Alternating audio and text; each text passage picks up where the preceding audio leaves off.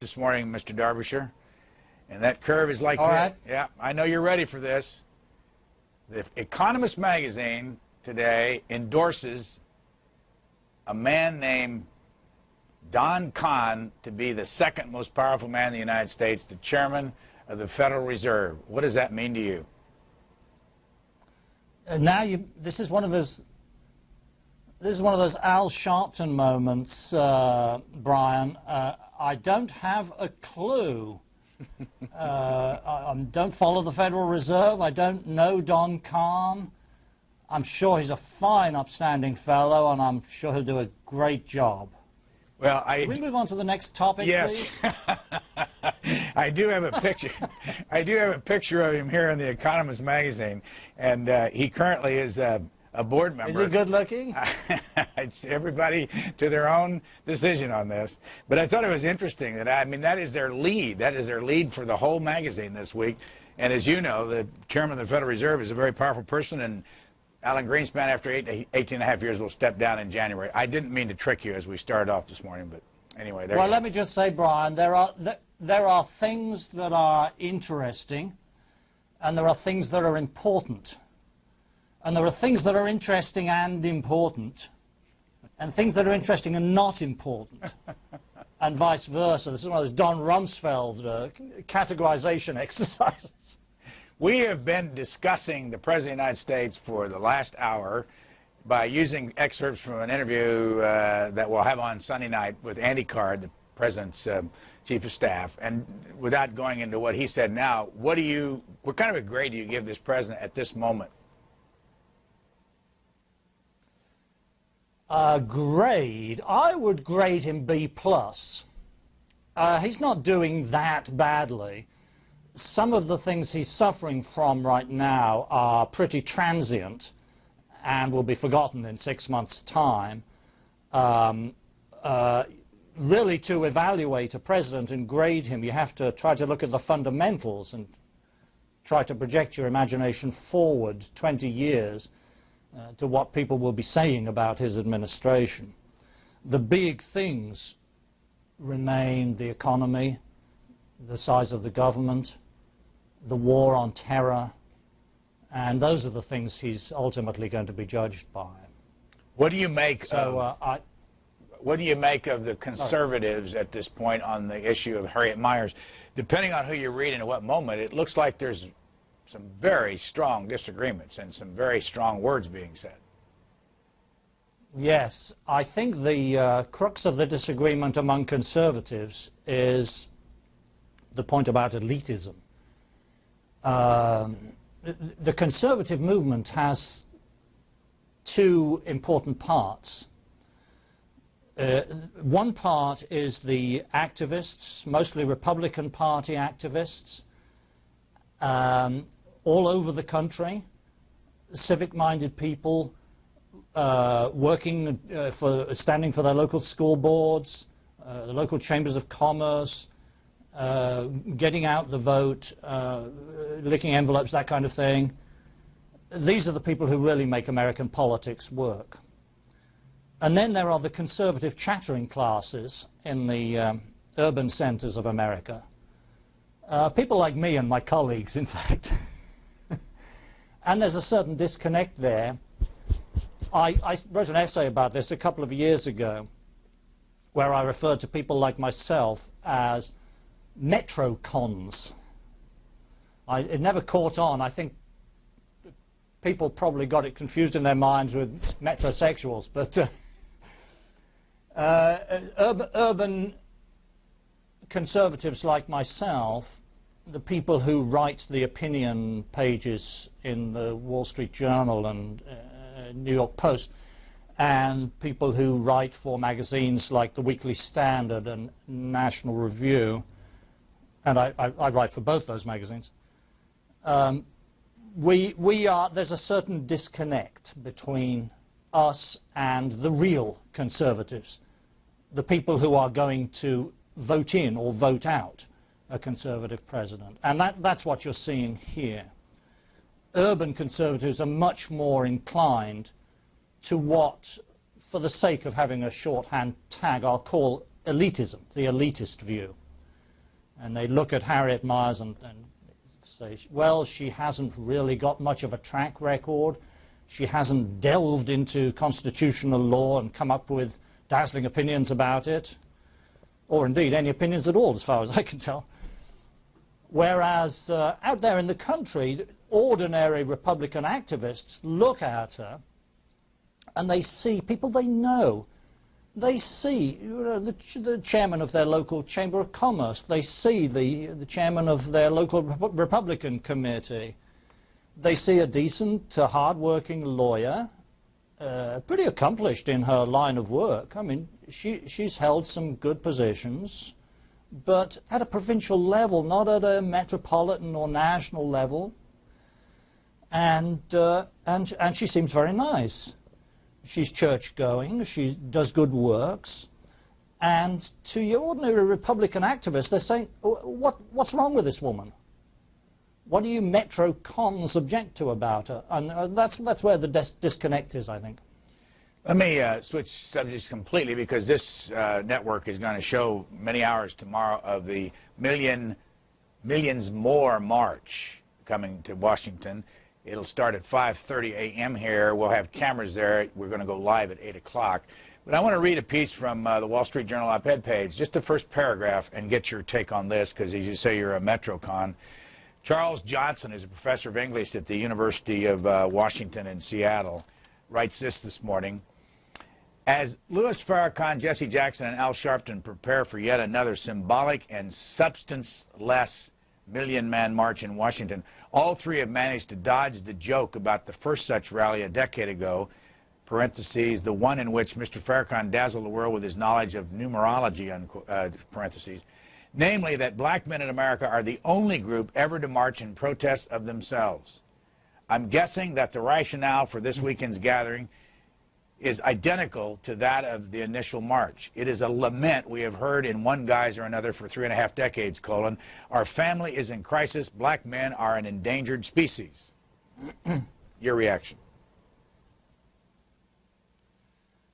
I don't think you can deny that that's true.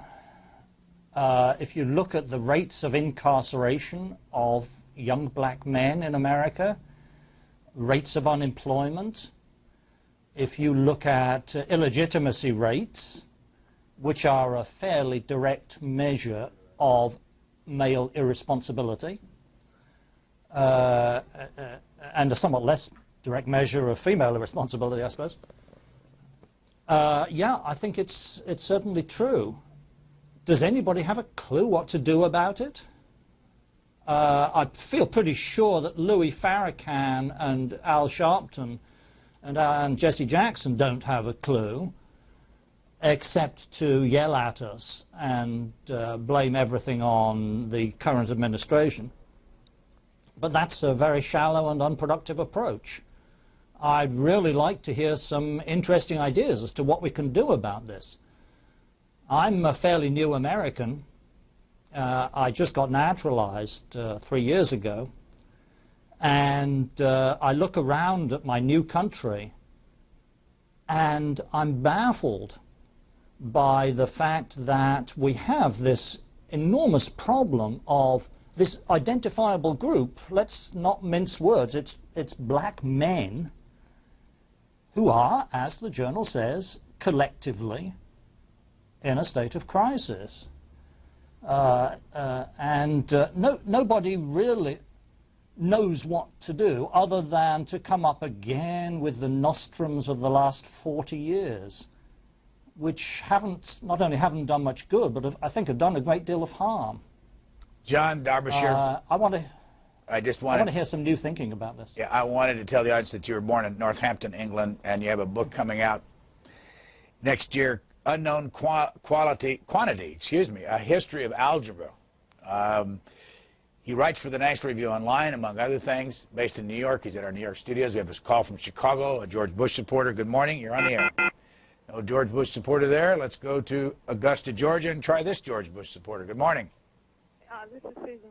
I just wanted to talk about the Million More March. I guess that's the name of it. But my concern is that African-American men would get involved in local community groups like I run a care pregnancy center, and it would be good if they would get involved to teach other young men about how to be fathers and how to be husbands, and that's where the needs are in local community outreach programs, because there are many, many needs. Like in Georgia, 54% of our abortions in Georgia are African American, which means they make up about 30% of the Georgia population, but there's an extreme number of abortions. So that's part of the problem. We just need more help. Mr. Derbyshire, your reaction? Yeah, when you say you need more help, I'm not sure who's going to be the helper. Do you mean you need more help from the federal government, from your state, from whom? She's not there, so it'll have to be a well, question. Then let me just say what I think about things like that. You can't praise enough people like this lady who are helping to organize systems of self-help and systems to encourage and to lift up people who, for one reason or another, have got left behind. This is marvelous work. But how many are you actually going to catch? If you look at the numbers, I go back again to the incarceration rates for young black men. Half the people in our jails are young black men, and yet black Americans are only 1/8 of our population. It's astonishing and extraordinary. You can peel off a few with programs like the one the lady's talking about. I think you could peel off a lot more with faith-based programs. The great recovery of the English working class in the 19th century as a result of the evangelical movement was the kind of miracle that can be done.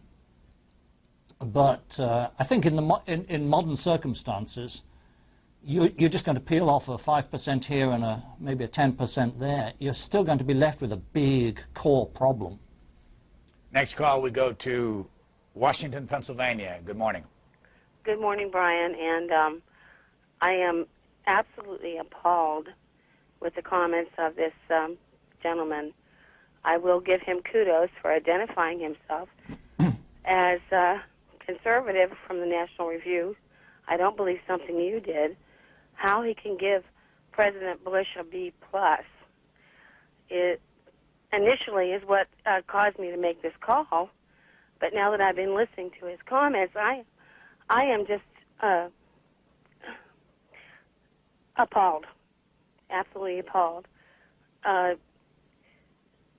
What is it you're appalled? What is it you're appalled about? If this is what conservatism is, then the folks who believe this need to really wake up and think about it. Put your finger on exactly what you're talking about. What is he saying that's bothering you? The comments about the young black men in our jails. I'm sorry, I'm just overwhelmed and I can't continue. Thank you. Well, I'm going to keep moving because we couldn't understand what she really was appalled by. Let's go to Houston, Texas. You're on the air. Yes. My concern is I'm a counselor, and I'm looking at this from a counselor standpoint, and I understand that these black men are in crisis, but for so many years, other people have been blamed for their actions. And I think if the younger generation of black men, say 17 to 25-year-old age, the ones that I deal with, if they start taking responsibility for their own actions, then this crisis situation that they're in will begin to diminish. Caller, how do you deal with that group? Well, in a counseling setting. In Houston? Yes. And what are your experiences? How do you solve these problems? Well, like with any group, I mean, it's not just because they're black. If you have a child that, and we all know young children that their parents blame everything they do on somebody else. If they get in trouble at school, it's the teacher's fault. Or if anything happens, everything's always blamed on somebody else. so in a group setting,